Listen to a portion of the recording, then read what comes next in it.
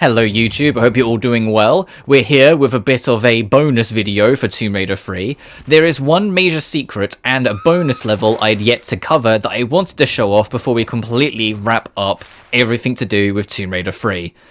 With Tomb Raider 4 through 6 launching on the 14th of February as well, it was the perfect motivation to get me to finally do it. We're starting with the final secret. I originally wasn't going to show this, but I decided to include it because I think it's just interesting and it might help people get it themselves.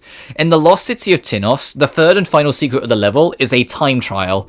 You pull the switch you saw me pull at the start, and it opens a door very far away, basically at the opposite end of that section of the level. Thankfully it's not the opposite end of the whole level, because I'm not sure how we'd do that.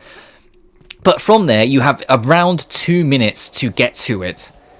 Which sounds like a lot of time, but, well, you saw me, do a water trick to skip a huge chunk. If you try and do it manually, I think it'd be a lot closer to this, but I just know if you grab at a wall, if you nudge under a wall, Lara will nudge forward an inch, which will allow you to hit the water, which is how I did that skip. Is I held grab whilst, falling or jumping towards the wall. This is the only other real trouble, is not getting set on fire, because you'll die here. But this is the hardest secret in the game, and doing it also rewards you 2 crystals.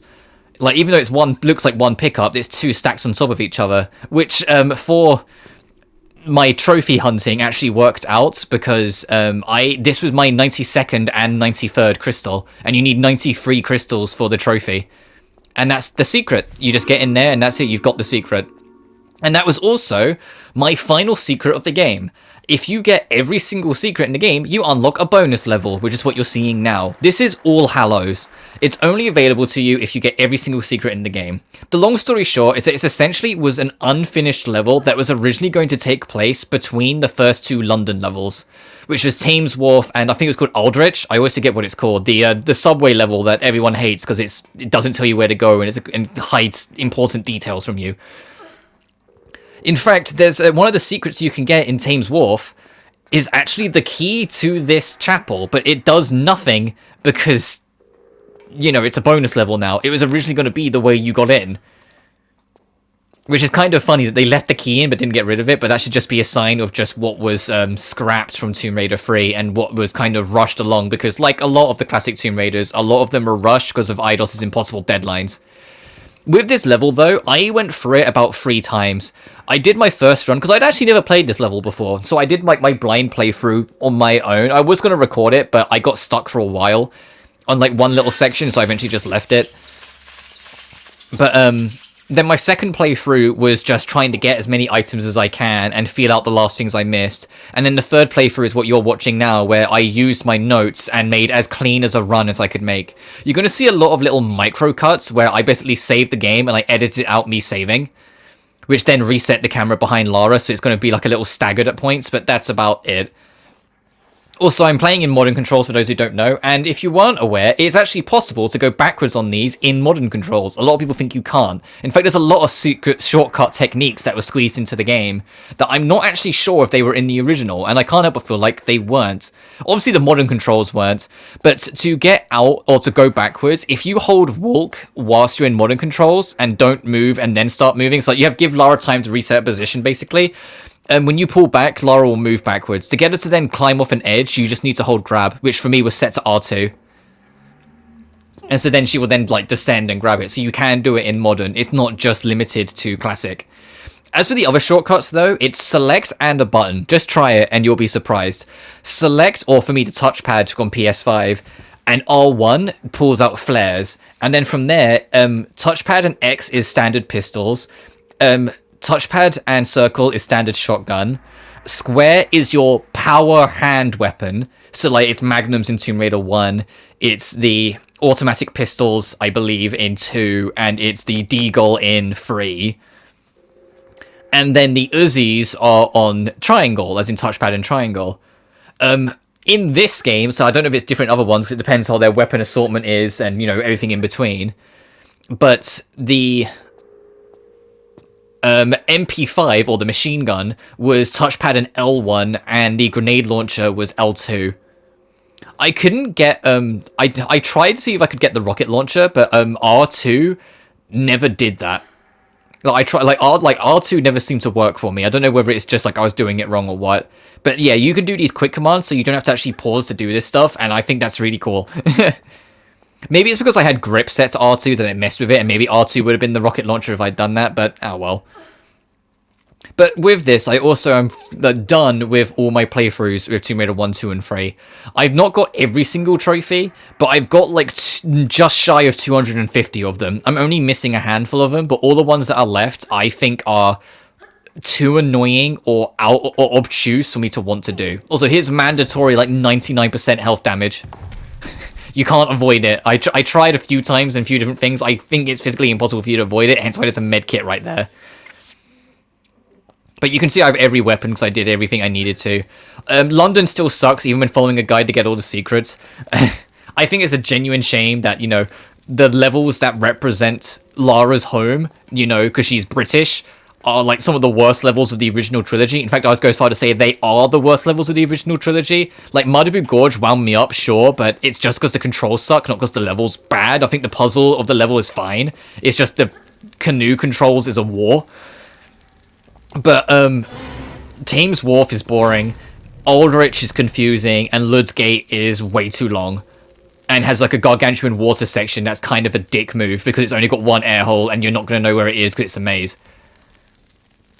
Or maze-like. So, like, I think all of the main... And then obviously City's just the boss, so it doesn't really matter. But, yeah, I still like Tomb Raider 3, just not as much as, like, most of the other ones. But this is, like I said, to be like a little bonus to recover the last of it, but also because then I get to ramble about how excited I am for 4 through 6, especially 6, and that is extremely excited. Tomb Raider 4, The Last Revelation, is actually a very important thing for me because it's the earliest memory I have, off the top of my head, of my natural father. For those who don't know, I don't talk to my natural father. We had a gargantuan falling out a few years back, so we don't talk to each other anymore. But back when I was like, I must have been like 3 or 4. Like, we're talking like glimmers of memories. My earliest memories was watching my father play Last Revelation on the Dreamcast. And so it has a lot of very important memories to me in that sense, and very important nostalgia to me that makes me really look forward to seeing it under a new light. So I have played all of the sequel trilogy. I have played and beaten before, but like with the classic trilogy, it's been a while.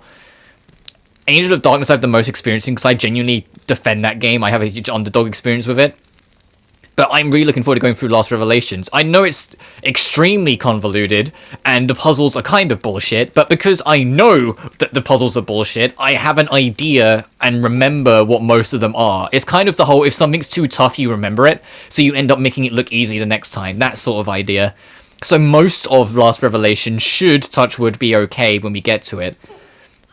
As for Chronicles, Chronicles is the one I have the least experience with because it's the only Tomb Raider I don't like, and I'm excited to play it in the remaster because for me it's now about burying the hatchet.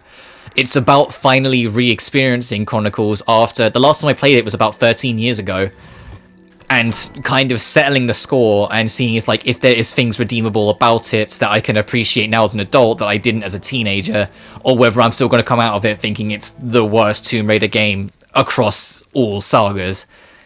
Because that's how I feel. It's the only Tomb Raider I don't like as of now, but obviously we'll see how that changes when I play it. And then Angel of Darkness, I've been a huge defender of that game since the day I first played it. I love Angel of Darkness. I'm not, like, ignorant to the fact that it has a lot of problems, and about 70% of the original game was cut because of time constraints and being way too overworked and rushed by Eidos, and just the project getting way too ambitious for its own good on Core's part. Like, I'm not ignorant to the fact it has a lot of problems, but I think the finished product for what it is, warts and all, is still a phenomenal game that I love to death. And I can't wait to not only show that, but also get to experience all the new things they've added in the remaster. Because for those who don't keep up with it, they've added a lot of cut content. Dual wielding is back in it, the shop system's back in it, the training area's been expanded to include some of the scrapped content, some of Curtis, the secondary playable character of that game's psychic abilities have been restored, so he's actually got his own like moveset and his own character and isn't just male Lara anymore. They've made adjustments to character speeds for both playable characters to make them more stand out, Lara being more agile and quicker, whilst Curtis is slower and more brutish. Like, they've made a lot of like quality of life to AOD. And obviously with the modern controls as well, which is what it always felt like it was built for, because classic controls in AOD is the only game where the classic controls clashed, because AOD felt like it was built for a different control scheme, and then they defaulted back to the classic late in development. Oh, this section, by the way, if you do get caught by the fire at the end and set on fire, don't panic. If you drop here, you'll land in water and save yourself. You might just have to burn an extra medi. Just be careful with the slammer here as you go by. On both of my, like, first 2 playthroughs, I did get set on fire, so I was kind of surprised I didn't on that 3rd one. I was just expecting to then, you know, have to drop. But yeah, all 3 of those games, I say this, but you know me, we'll see what happens. I'm going to try and space them out. As much as I'm excited, like, I'm not going to go straight from 4 to 5 and then 5 to 6. I will try and space them out, but honestly, we'll see. I've been extremely excited. Even, like, when 1, 2, 3 was announced, like, even in Tomb Raider 1, the streams for that game, I was constantly saying, man, I hope this means they're going to do 4, 5, and 6. And especially 6, because I love 6, but I always wanted to see it become the game it always could have been. And the remaster is... Obviously, we'll see when it launches. It might age this video miserably if, like, the collection has problems, but hopefully it won't. I have faith in Asper that it won't. Because even though this collection had problems when it first launched, it was never anything that I felt disrupted the flow of the game and stopped me from experiencing it in a positive manner. I still came out of it thoroughly enjoying it, even though there was a few minor problems. But now that all of that's all fixed, and the game's in fantastic shape, in my opinion, and I think this trilogy is the way to play Tomb Raider 1 through 3. Also, that trap didn't catch me once on my first and second playthrough. Of course, the moment I was recording it, it caught me, and I was like, fuck, like, come on. But that's actually the same trap, like, reused from TR2. And, as much as I would have more than happily just settled for the backwards compatibility to add Anniversary, and if they do the PS3 backwards compatibility on PlayStation properly, which is, we've been hearing murmurs that they are working on it, then do Underworld there, I would equally be down for a proper remastered trilogy. I mean, sure, I'll take a 4th platinum of Tomb Raider Legend. I will take a 4th platinum of that game. It's not like I've got it on PS3, 4, and 5 backwards compatibility. Sure, I'll do Legend Remastered. But I'm also, to like wrap this up, because I've only got a minute left before we're done with this level, because this level is really short when you know what you're doing. I think the reason why we're getting all these remasters all of a sudden isn't just because, you know, oh, they wanted to do it. We've known that Tomb Raider Next, or like the next main project, or TR12, depending on like who you talk to, has been in development for years now. It's been in association with Amazon Games. They've basically been budgeting, and I believe they're the publisher for it. And they've been working on it for a long while now. I think the reason why we've got these remastered collections isn't just to buy time, or to, like, put something in for people who are... This is me just looking to see if there's anything I missed, by the way. I think it's because Tomb Raider Next is on the cusp of being announced, and they're using these collections and, like, the Legend backwards compatibility part to bring interest back into Tomb Raider, because it has been almost 7 years now since Shadow of the Tomb Raider released. So I think it's about putting eyes back on the series and exciting people again. But speaking of excited, I'm very excited for tomorrow, when this uploads. Until then, though, thank you so much for watching, and you guys take care now. Peace.